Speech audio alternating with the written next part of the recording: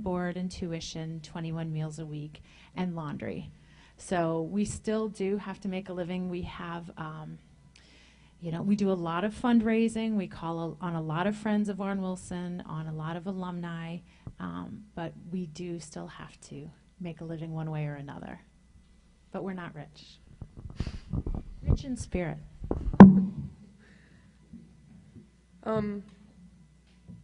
That said, if you're on the phone with students and get them to Warren Wilson, how do you engage them if they don't initially value the environment when they arrive? Oh, well, that happens a lot. I get a lot of students that come to Warren Wilson and see the work program and see the service learning program and see the vegetarian cafeteria and think it's utopia.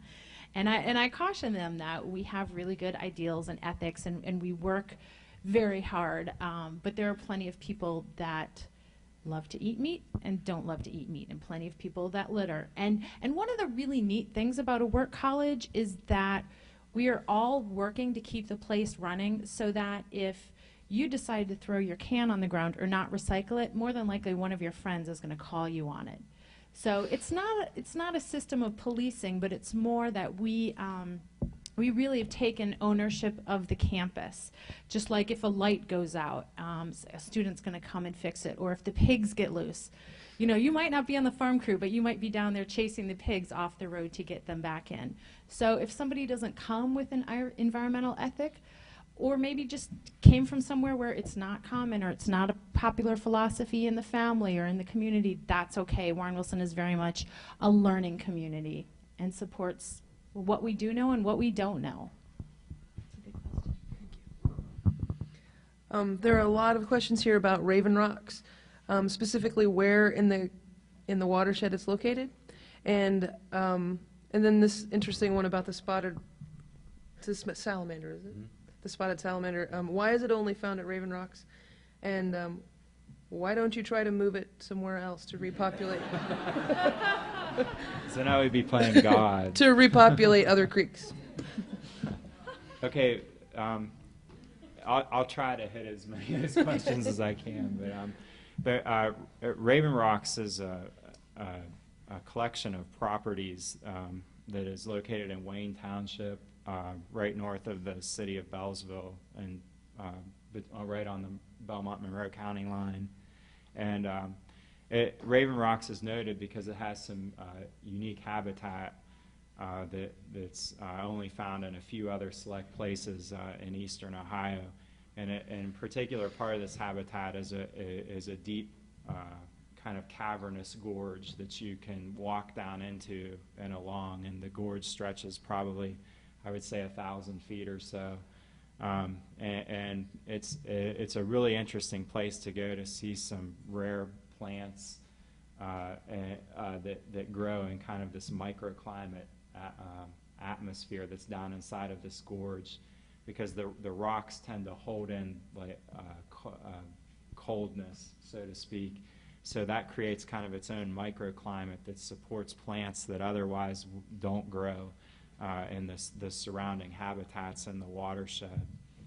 There are a few other communities like this farther down in Monroe County. Like some of you might be familiar with Pyatt Park, which is in Center Township, and Monroe County is a similar habitat. But they're really, I don't know why the spotted salamander is only there, and to say that it is only there it might be false in itself, because we just don't know. The records for amphibians in eastern Ohio are spotty at best. So what we're trying to do, what we're trying to change that and to get some actual geospatial data for these organisms to not only identify the locations they're in currently, but to maybe track their progress in the future if they do migrate from one pool to another. Traditionally, the spotted salamander is fairly common in other parts of the state, particularly in the central parts and south central parts of the state. There are pools where you can regularly go out and find them, but if anybody does have spotted salamanders on their property, I would be really interested to find out where that's at and to go document this. They're just one of a couple of different species that I'm interested in tracking, and through my position, I'm trying to establish a vernal pool identification program, and I'm going to start that this February. Was there another question? Why don't you move it somewhere else? That's a great question. Number one, it's very difficult to do that because these animals, as primitive as they are and they live, they're very sophisticated in their homing mechanisms for identifying their what are called home pools. And usually a single population has its own home pool, which is, in the spotted salamander's case, can be up to a 100-meter radius of the pool itself. So that means that all the adults won't go any farther than that in their entire lifetime. And through certain mechanisms that aren't yet quite understood, the adults have a way of kind of finding their way back to their home pool. So even if you were to take a group of breeding adults and transplant them to a different pool, they won't stay in that pool. They will try to find their way back to their home pool, and that usually results in death from crossing roads and predation and things like that. So that's not a good idea, in my opinion. What's the feasibility of Olney Friend School producing all of its own small grains?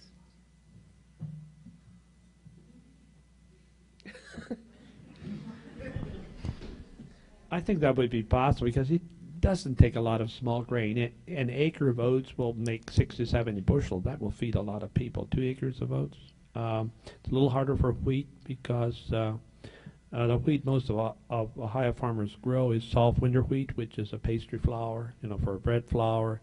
It's we could use Dakota wheat. It's a little better. And some people have tried. What it is, the hard winter wheats are susceptible to mold that is common in humid climates, and that's here. So it's a little bit of a risk to grow the western hard wheats here, the way I understand it. But as far as oats and barley and spelt, you wouldn't have to do a lot. You could even take the hand cradle, and you could cut enough for the school. But just get somebody with a combine and cut some, and then we have a miller up there, Stutzman's Mills. He would dehull oats. He dehulls spelts, and he has a puffer that he makes puff grains, and that's an invention that everybody should watch at least once. You wear ear protection, and it's like a cannon going off, and with heat, and then he just opens the door, and this sudden, the sudden drop in air pressure puffs the grain. It's like a bomb. So he could do everything for you. Just make one trip up. You could have oatmeal for every morning for the rest of the year. Rolled oats. And that's what we do. We take it down there. We have our own oats. And your homegrown grains are so much better. The oatmeal you buy in these stores has no flavor. It's sort of like a hot dog, something to put stuff on. But our own oats has real flavor. It tastes high fiber. It's browner. It's really rich in flavor. Thank you. I've had David and Elsie's oats, and they're delicious. Bryan, do you monitor pollution levels in Captina Creek? And are there effects from coal mining that go? I think you've already answered that, actually. Do you monitor the pollution levels in Captina? Not so much me personally. I mean, if somebody needs water testing done, I'm more than happy to come out and do that. The great thing about Captina Creek is it has the interest of the EPA and also Division of Wildlife, particularly because of the mining facilities that are along the creek. So not only does the mine have their own environmental monitoring team that's out in the watershed, the EPA regularly tests the water themselves, and usually I'm out with them in that process. So I accompany their team and kind of go along with them, and they point out habitats that are struggling or areas where there's discharge that kind of needs addressed. So a lot of that work is done by a team effort. So there's no shortage of water sampling along the creek by a number of parties. Yeah. We're almost out of time, and I have two questions that are kind of related and one that's not. The easy one, do you know how many organic farms are in the Captina watershed? I don't. I don't. Does anyone in the audience know that number? Yeah. No. Mary, didn't you ask the question?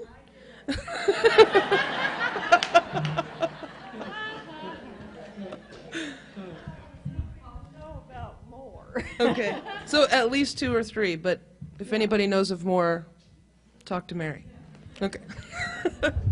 And the last two are related to hydrofracking, and I don't know that everyone knows what that is, so if you could just explain what's going on with that and why it's a concern, and is it as much of an issue here as it is in Pennsylvania? It has the potential to be. What is it first? The fracking is a process that mining industry uses to drill a hole into the ground, and then in the process of drilling they inject water and this brine solution that's mostly made up of water, but there's some other pretty nasty chemicals that go into it, that all of which haven't been identified. I think there are 592 different chemical additives that go into this water, just right off the top of my head.